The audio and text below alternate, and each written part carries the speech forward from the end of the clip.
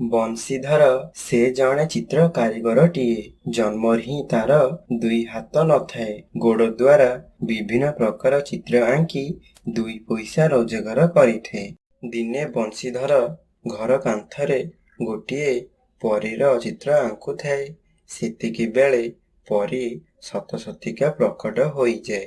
ପରୀ ନିଜ ଯାଦୁ ଦ୍ୱାରା ବଂଶୀଧରକୁ ଦୁଇ ହାତ ଫେରେଇ ଦିଏ ଓ ଗୋଟିଏ ଯାଦୁଇ ପେନସିଲ କେବଳ ଭୋକିଲା ଓ ଦୁଃଖୀ ଦରିଦ୍ର ଲୋକମାନଙ୍କୁ ସାହାଯ୍ୟ କରିବା ପାଇଁ ବଂଶୀଧରକୁ ଦିଏ। ବଂଶୀଧର, ମନେ ରଖ, ଏହି ପେନସିଲ ନିଜ ପାଇଁ ବ୍ୟବହାର କରିପାରିବ ନାହିଁ। ଯଦି ତମେ ଏହା କଲ, ଯାହା ପାଇଛ ସବୁ ହରେଇ ଦେବ। ବଂଶୀଧର କିଛି ମାସ ପେନସିଲରେ ଖାଦ୍ୟକୁ ଆଙ୍କି ଲୋକମାନଙ୍କୁ ଖାଇବାକୁ ଦିଏ। ଦିନେ ବଂଶୀଧର ମନରେ ଲୋଭ ସୃଷ୍ଟି ହେଲା। ବସି ବସି ଚିତ୍ର ଆଙ୍କି ଖାଇବ ବୋଲି ଭାବିଲା ଓ ସେ ଏହା କଲା ମଧ୍ୟ।